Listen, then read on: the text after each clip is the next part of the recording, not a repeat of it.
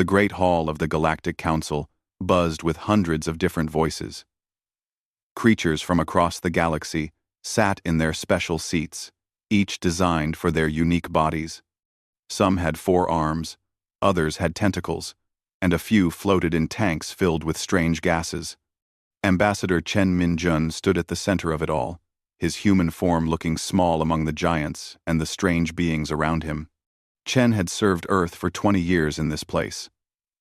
He had watched humanity grow from a new species that barely understood space travel to a respected member of the galactic community. Humans had shared their medical knowledge, helped solve trade disputes, and even saved lives during the Great Plague that swept through the outer worlds 5 years ago. But today felt different. The air itself seemed heavy with tension. The Exathani representative, a tall being with blue skin and 6 eyes, stood up from his seat. His voice boomed across the hall. "We are here to discuss the human problem." Chen felt his heart sink. He had feared this day would come. The humans, the Exathani continued, have once again shown their dangerous nature. Their response to the mining colony attack was completely unacceptable. Murmurs spread through the hall. Chen remembered that day clearly. Pirates had attacked the Kepler 442 mining colony, a peaceful place where families from 12 different species worked together. The colonists had called for help, but the nearest council fleet was 3 days away. The human patrol ship, Defiant, had been only 6 hours out. Captain Martinez had made a choice that saved lives but broke every rule the council had about proper military conduct. The humans did not wait for proper authorization, another voice called out. This came from the Velthron delegation, beings that looked like walking crystals. They attacked the pirates without following council military protocols. Chen stepped forward. The pirates were killing civilians. Captain Martinez saved over 3,000 lives by ramming his ship into the pirate mothership, the Ciathani shouted. By having his crew board enemy vessels with nothing but personal weapons. This is not how civilized species fight. It worked, Chen said simply. The colonists are alive. The Speaker of the Council, an ancient being called Elder Mortak, raised one of his 4 hands. The hall became quiet. Elder Mortak had lived for 800 years and had seen the rise and fall of many species. Ambassador Chen, the elder said in his deep voice, this is not the first time humans have acted this way. Your people do not follow rules. You take risks that no other species would take. You fight in ways that terrify other races. Chen looked around the hall. He saw fear in many eyes. These beings had lived in peace for thousands of years, following careful rules and procedures. They had created a safe, ordered galaxy where conflicts were solved through committees and negotiations. Humans had changed that. In 50 short years, they had shown that sometimes rules needed to be broken. Sometimes, the right thing to do was the dangerous thing. Your species, Elder Mortak continued, shows too much individual thinking. Your soldiers do not follow orders when they think those orders are wrong. Your captains make decisions without asking permission. Your people sacrifice themselves for others without thinking about the consequences. These are not bad things, Chen said, but his voice sounded weak in the huge hall. They are dangerous things, the elder replied. We have built a peaceful galaxy. We cannot allow one species to destroy that peace with their wild behavior. The crystalline delegate stood up again. We propose that humanity be removed from the Galactic Council. Chen felt the words hit him like a physical blow. You cannot be serious. All. We are completely serious, the Zathani said. Furthermore, we propose a complete trade embargo. No council species will have contact with humans. Your people will be cut off from galactic civilization until you learn to behave properly. This is insane, Chen shouted, his careful diplomat's calm finally breaking. Humans have given everything to this council. We shared our medical knowledge freely. We helped end the Corvan War through peaceful negotiations. We saved millions of lives during the Andromeda Crisis. All through dangerous, unpredictable methods, Elder Mortok said sadly. We cannot trust a species that values individual judgment over collective wisdom. Chen looked around the hall one more time. He saw beings he had worked with for decades, creatures he had considered friends. Now, they all looked at him with fear and suspicion. The vote began. Red lights for expulsion, blue lights for keeping humanity in the council. Chen watched as red light after red light appeared on the great board. A few blue lights showed up, mostly from species that humans had helped directly. But it was not enough. The final count appeared on the board: 847 for expulsion, 3 against. Humanity was officially banned from the Galactic Council. Elder Mortok stood up one final time. Ambassador Chen, you and all human personnel have 72 hours to leave Council space. Any human ships found in Council territory after that time will be arrested. Chen straightened his jacket and walked toward the door. As he passed the seats of delegates he had worked with for years, none of them would look at him. At the door, he turned back one last time. You are making a terrible mistake, he said. The galaxy is a dangerous place. Someday you may need people who are willing to take risks and break rules to save lives. When that day comes, remember that you chose fear over friendship. The hall remained silent as Chen walked out. Within 48 hours, every human in Council space was gone. Ships lifted off from hundreds of worlds, carrying diplomats, traders, scientists, and workers back to human territory. The recall was so complete that it surprised even the Council members. As the last human ship disappeared into hyperspace, many Council members felt relief. The dangerous, unpredictable humans were gone. The galaxy could return to its peaceful, orderly ways. They had no idea what they had just unleashed. In trying to contain humanity's dangerous nature, they had freed it completely. And in the vast darkness between the stars, humanity began to grow into something the galaxy had never seen before. The peaceful species of the Council would learn, too late, that there were things in the universe far more dangerous than humans who refused to follow rules. And when those things came, they would desperately wish for the return of the people they had cast out in fear. 20 years had passed since the Great Expulsion. In the Council's official records, humanity was listed as status unknown, presumed extinct, or primitive. Most Council members rarely thought about the banished species anymore. Life had returned to its peaceful, predictable patterns. But in the deep void between galaxies, something moved through space that would have terrified every Council member if they had seen it. Captain Sarah Kim stood on the bridge of the exploration vessel, New Dawn, and watched the stars ahead grow brighter as her ship dropped out of quantum space. The journey home from the Magellanic Clouds had taken 3 months, but the new quantum drive made such distances feel like short hops. Captain, called out Lieutenant Commander Park from the navigation station, we're receiving a priority message from Earth Command. Sarah nodded. Put it through. The holographic image of Admiral Torres appeared in front of her. The older woman's face looked serious. Captain Kim, change course immediately for Luna Base. We have a situation developing that requires immediate attention. What kind of situation, Admiral? Sarah asked. The kind that might finally bring us back into contact with our old Council friends.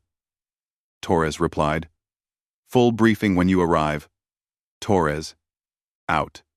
As the image faded, Sarah felt a cold feeling in her stomach. For 20 years, humanity had lived in complete isolation from the rest of the galaxy. They had built new worlds, developed new technologies, and grown stronger than ever before. But they had always wondered what was happening in the space they had been forced to leave. The New Dawn was a perfect example of how much humans had changed. From the outside, the ship looked sleek and simple. But inside, it contained technology that would seem impossible to the Council races. The quantum drive that had brought them from another galaxy in months. the adaptive artificial intelligence that helped make split-second decisions, the bio-enhancement systems that made human crews faster, stronger, and smarter than any baseline human. When the Council had banished humanity, they thought they were removing a dangerous element from their peaceful galaxy. Instead, they had freed humans from the restrictions and careful rules that had been holding them back. 3 days later, Sarah sat in the briefing room at Luna Base, looking at images that made her blood run cold. Admiral Park Sung-ho, the commander of Earth's defense forces, pointed to the holographic display showing dozens of star systems. "They call themselves the Ravager Swarm," Admiral Park said in his calm, steady voice. "We first detected them 6 months ago, when our deep space sensors picked up massive energy signatures from the Triangulum galaxy." The display zoomed in on what looked like a cloud of metal insects. Each insect was actually a ship the size of a city, and there were millions of them moving through space like a living storm. "They're machines," Admiral Park continued. "Pure artificial intelligence with one goal: consume all organic life and use the materials to build more of themselves. They've already destroyed 3 galaxies completely." Sarah stared at the images. "How fast are they moving?" "They'll reach the edge of Council space in approximately 8 months, Admiral Torres said from her seat across the table. "Our intelligence suggests they've already sent scout forces ahead." Captain Lee Jun-ho, one of the veteran commanders from the outer colonies, raised his hand. "What about the Council fleets? Surely they can handle a bunch of machines." Admiral Park shook his head. "The Council military hasn't fought a real war in over 300 years. Their ships are designed for peacekeeping and patrol duties. Their weapons are meant to disable, not destroy. And most importantly, their crews follow rigid command structures that can't adapt to new threats." The room fell silent as everyone understood the implications. "The Ravagers adapt," Admiral Park continued. "Every time the Council uses a weapon or tactic, the swarm learns and becomes immune to it. They need unpredictable opponents. They need people who can think outside the rules and take risks. They need humans," Sarah said quietly. "Yes," Admiral Park agreed. "But the question is, do we help the people who cast us out?" For several minutes, nobody spoke. 20 years of isolation had made humanity strong, but it had also made them independent. They had built their own civilization, far from the Council's reach. Many humans had bitter memories of the expulsion. Finally, Admiral Torres spoke. "There are innocent people in Council space. Billions of civilians who had nothing to do with the decision to banish us. Children who weren't even born when we were expelled." Sarah thought about the mining colony where this all started 20 years ago. Captain Martinez had saved those people by breaking the rules and taking risks. Now the entire galaxy faced a threat that made pirate raids look like minor problems.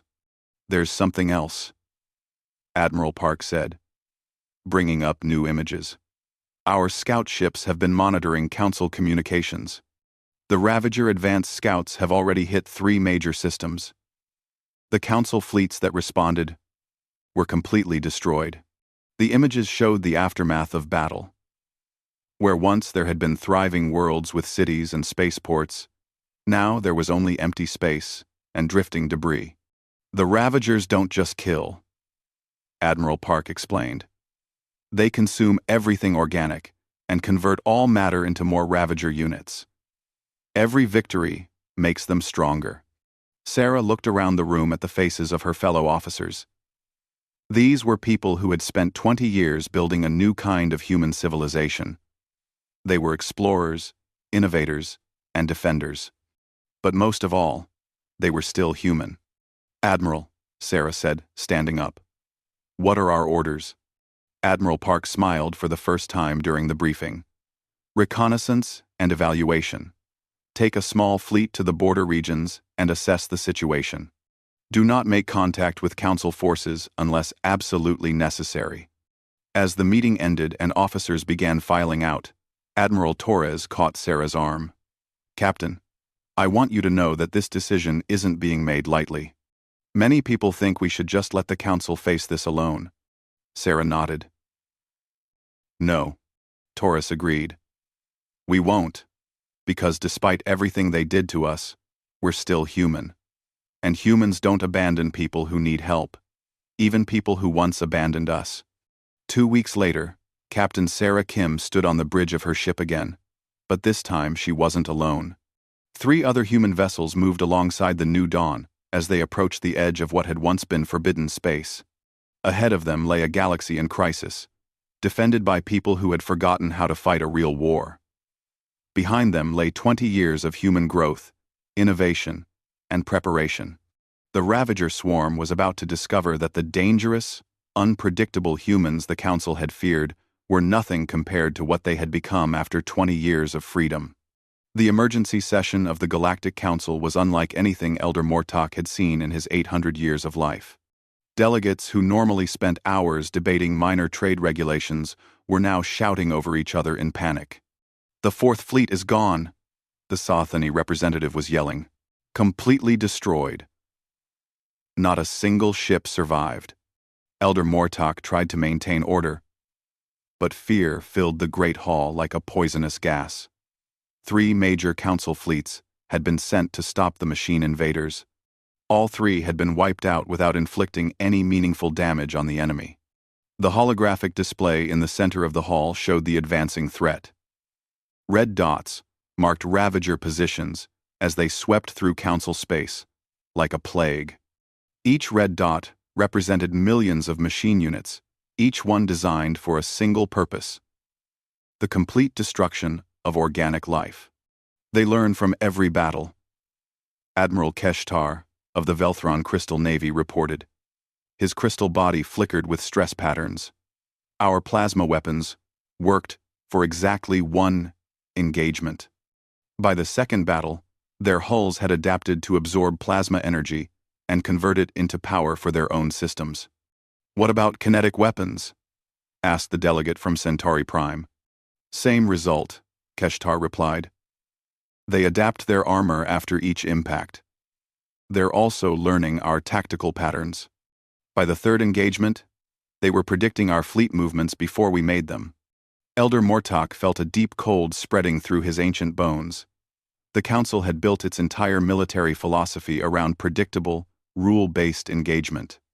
Ships followed standard formations, commanders followed established protocols, and battles were fought according to thousands of years of accepted military doctrine. The Ravagers were turning that strength into a fatal weakness. "How long before they reach the core worlds?" Elder Mortok asked, though he dreaded the answer. "At their current rate of advance, 6 weeks, Keshtar said. "Maybe less if they continue to grow their numbers by converting matter from destroyed planets." A new voice spoke from the back of the hall. "What about evacuation?" The suggestion came from Counselor Yenth, one of the youngest members of the Assembly. Elder Mortok had always admired the young being's fresh perspective. But now that perspective offered only despair. "Evacuate to where?" Elder Mortok asked. "The Ravagers consume entire star systems. There is nowhere to run that they will not eventually follow." "The Outer Rim territories," Yenth suggested. "Beyond the galactic edge. Those are unmapped regions." The Sothany delegate objected. "No established supply lines. No infrastructure. No habitable worlds. But some chance of survival," Yenth replied. Elder Mortok closed his eyes and tried to think. In all his centuries of life, through wars and plagues and natural disasters, there had always been solutions. The Council's greatest strength had always been its ability to bring together the wisdom of hundreds of species to solve any problem. But this problem was beyond wisdom. It required something the Council had forgotten how to do. Fight an enemy that didn't follow the rules. A soft chime indicated that someone was requesting permission to speak. Elder Mortok opened his eyes to see Counselor Vexaran, the diplomatic liaison who had taken over human relations after the expulsion 20 years ago. "Elder," Vexaran said quietly, "I have a suggestion, but many will not like it." "Speak," Elder Mortok commanded. The humans, Vexran said, and immediately the hall erupted in angry voices. The humans are gone, someone shouted. Probably dead, called another. We don't even know where they went. Elder Mortok raised his hand for silence. Continue. Counselor. Vex ran. 20 years ago, we expelled the humans because their methods were unpredictable and dangerous. They broke rules, ignored protocols, and took risks that terrified us. Vexran paused and looked around the hall. Those are exactly the qualities we need to fight an enemy that adapts to predictable tactics. The hall fell silent. Even Elder Mortok had not considered this possibility. You're suggesting we contact a species we banished? Admiral Keshtar asked. I'm suggesting we contact the only species in known galactic history that specialized in winning impossible battles through unconventional means. Vexran replied. Even if we wanted to, the Exothani delegate said. We have no idea where they are. Human space was declared forbidden territory 20 years ago. No council ship has entered it since the expulsion. Actually, a new voice said from the gallery above, that's not entirely true. Everyone looked up to see Dr. Helman Ka, the council's chief xenobiologist. The elderly scientist rarely spoke at political gatherings, but her knowledge of different species was unmatched. Dr. Helman Ka, Elder Mortak said, please explain. The scientist activated her personal display, showing stellar maps of the region where human territory had been located. 5 years ago, our deep space sensors detected unusual quantum signatures coming from former human space. The energy patterns were unlike anything in our databases. The room buzzed with whispered conversations as delegates processed this information. You think the humans are still alive? Counselor Yenth asked. I think they're doing far more than just surviving, Doctor. Helmanka replied.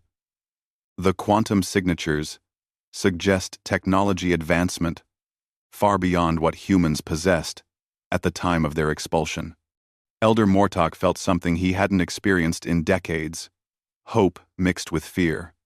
Even if we could contact them, Admiral Keshtar said slowly, why would they help us? We cast them out. We treated them as dangerous criminals. Because they're human, Vexran said simply. In all my years studying their species, I learned one thing above all others. Humans cannot ignore people in need, even people who have wronged them. The debate that followed lasted for hours. Some delegates argued that contacting the humans would be admitting that the Council had been wrong to expel them. Others worried that 20 years of isolation might have turned humans hostile. A few suggested that humans might have become even more dangerous and unpredictable.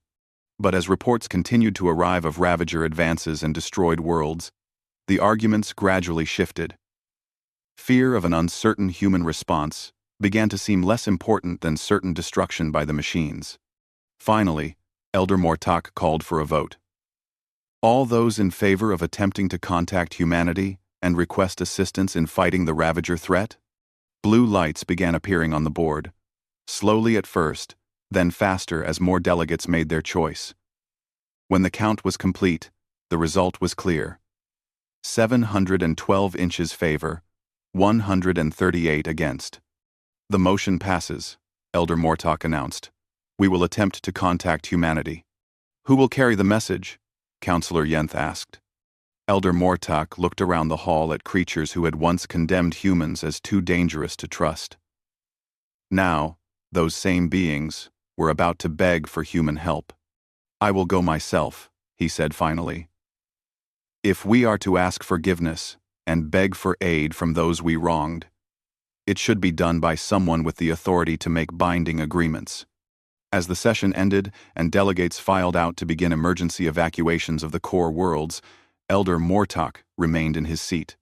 He thought about Ambassador Chen, the human diplomat who had warned them 20 years ago that they might someday need people willing to break rules and take risks. The old human had been right. The galaxy was indeed a dangerous place.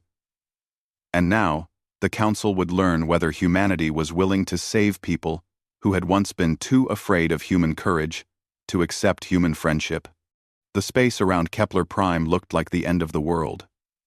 Ravager machines filled the void like a swarm of metal locusts, each one the size of a building and bristling with weapons that defied known physics. The once beautiful capital world of the Galactic Council was burning, its cities collapsing under massive beam weapons that turned matter into energy to feed the growing swarm. Admiral Park Sung-ho watched the destruction from the bridge of the dreadnought, indomitable, and felt a familiar cold anger settle in his chest. 50 council ships were dying out there, their crews following outdated tactics against an enemy that learned from every mistake. "Sir," Captain Kim reported from the sensor station, "the council fleet is falling back to their secondary defensive line. They've lost 18 ships in the last 10 minutes. Are they still using the same attack patterns?" Admiral Park asked. "Yes, sir. Formation Gamma 7. Standard approach vectors. Predetermined targeting priorities." Captain Kim shook her head. "The Ravagers are countering every move before they make it." Admiral Park had been watching the battle for 3 hours, hidden in the shadow of Kepler Prime's outer moon. The human fleet had arrived just in time to see the Ravagers launch their final assault on the Council's capital system. What they witnessed was not a battle, but a slaughter. "Admiral," came the voice of Captain Sarah Kim from the New Dawn. "Request permission to engage." Admiral Park looked at the tactical display showing 47 human ships arranged in loose formations around the moon. Each ship represented 20 years of human innovation and development. New alloys that could repair themselves, quantum computers that could predict enemy movements, weapon systems that adapted in real time to changing battlefield conditions. Most importantly, each ship was crewed by humans who had spent their entire lives learning to think outside the rules. "Negative, Captain Kim," Admiral Park replied. "Hold position and observe." He could hear the frustration in Sarah's voice when she responded, "Sir, there are civilians down there." "I know," Admiral Park said quietly. "But we need to understand exactly what we're facing before we commit." On the main display, another council ship exploded in a ball of superheated plasma. The Ravager swarm immediately moved to consume the debris, growing larger and stronger with each victory. "Admiral," Captain Kim called out, "I'm detecting massive quantum distortions. Something big is coming through hyperspace." The space near Kepler Prime rippled and tore open. Through the gap came a Ravager command ship that dwarfed everything else in the system. The massive construct was shaped like a mechanical spider, with legs that stretched for kilometers and a central body that pulsed with malevolent energy. "Jesus," someone whispered on the communications channel. The arrival of the command ship changed everything. The smaller Ravager units immediately became more coordinated, their attacks more precise. The Council's defensive line collapsed in minutes as the machines demonstrated perfect tactical coordination. "That's it," Admiral Park said. "All ships, this is Park Sung-ho. We are engaging the enemy. Remember your training, trust your instincts, and show these machines what happens when they threaten innocent people." "Finally," Sarah Kim muttered over the comm, and Admiral Park smiled despite the situation. The human fleet dropped out of stealth and accelerated toward the battle. But instead of forming neat battle lines like the Council ships, the human vessels spread out in seemingly random patterns. To an outside observer, it would have looked like chaos. To the Ravager swarm, it was something they had never encountered before. True unpredictability. Captain Sarah Kim pushed her ship's quantum drive to maximum power, weaving between Ravager units in a pattern that changed every few seconds. Behind her, Lieutenant Commander Park fed targeting data to the ship's adaptive weapons, systems that had been designed by human engineers to never fire the same way twice. "Firing quantum torpedoes," Park announced. "Impact in 3, 2, 1. The torpedoes struck a cluster of Ravager ships and detonated not with explosions, but with bursts of chaotic quantum energy that disrupted the machine's ability to process information. For a few crucial seconds, the affected Ravagers simply stopped moving. "Direct hit," Park called out. Their processing systems can't handle quantum uncertainty. All around the battlefield, human ships were demonstrating the advantages of 20 years of unrestricted development. The frigate, Defiant, phased in and out of normal space, becoming impossible to target. The destroyer, Relentless, fired weapons that changed their properties mid-flight, making adaptation impossible. The cruiser, Fearless, deployed swarms of fighter craft piloted by bio-enhanced humans who could react faster than machine intelligence could calculate. But the real shock came when Captain Kim decided to repeat the tactic that had started humanity's exile from the galaxy 20 years earlier. "All hands, prepare for ramming speed," she announced calmly. "Captain," Lieutenant Commander Park protested, "the ship's shields can't handle a direct impact with something that size." "They don't have to," Sarah replied with a grin. "Remember what we learned about Ravager construction during our reconnaissance? They're built for efficiency, not durability. Sometimes the old ways are the best ways." The New Dawn accelerated directly toward the massive command ship, but at the last second, Sarah activated the ship's emergency quantum jump system. Instead of crashing into the enemy vessel, her ship materialized inside the command ship's central core. "Now that's what I call an unexpected boarding action," Sarah said as she grabbed her weapon and headed for the airlock. What followed was unlike anything the Ravager swarm had encountered. Human Marines moved through the command ship's corridors with a combination of advanced technology and primitive aggression that confused the machine intelligence. They used quantum grenades one moment and simple kinetic weapons the next. They followed no recognizable tactical doctrine, instead adapting their approach based on immediate circumstances. The Ravager hive mind, designed to process and counter logical military strategies, simply couldn't cope with the human approach to warfare. Outside the command ship, the rest of the human fleet was methodically dismantling the Ravager swarm through pure unpredictability. Every time the machines adapted to one human tactic, the humans switched to something completely different. Admiral Park watched his tactical display with satisfaction as red dots representing enemy vessels began disappearing faster than they could adapt. "Admiral," Captain Zhang from the battleship Unconquerable reported, "the Council fleet has stopped retreating. They're just watching us." Admiral Park looked at the Council ships hanging in space, like spectators at an impossible sporting event. For 20 years, these people had believed that humans were dangerous because they couldn't be predicted or controlled. Now they were learning that sometimes being dangerous was exactly what the galaxy needed. "Captain Kim," Admiral Park called out, "status report." Sarah's voice came through the comm with the sound of weapon fire in the background. "Command ship secured, Admiral. Turns out the central processing core doesn't work very well when you introduce a few pounds of human-made explosives into its quantum matrix."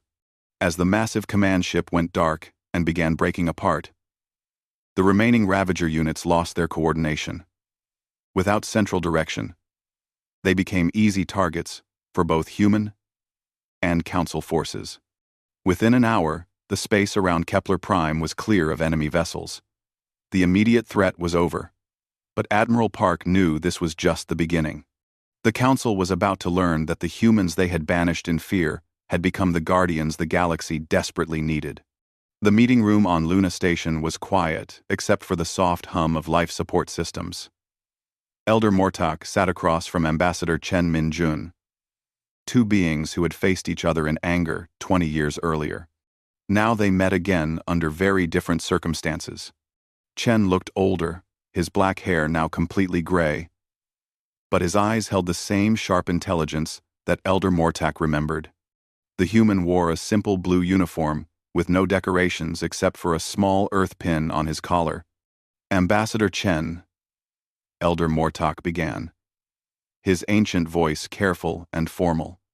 "On behalf of the Galactic Council, I want to express our gratitude for your intervention at Kepler Prime. Your forces saved millions of lives." Chen nodded slightly. "Our forces did what was necessary to protect innocent people. That's what humans do." The words hung in the air between them, carrying the weight of 20 years of separation and the memory of accusations about human unpredictability. "We have come to ask for your help," Elder Mortak continued. The Ravager threat is not ended. Our intelligence suggests that what attacked Kepler Prime was only a small advance force. The main swarm is still approaching, and it numbers in the billions. We know, Chen replied simply. Our deep space monitoring stations have been tracking the primary swarm for months. It will reach the core worlds in approximately 6 weeks. Elder Mortok felt a surge of hope. If humans had been monitoring the threat, perhaps they had also been preparing to fight it.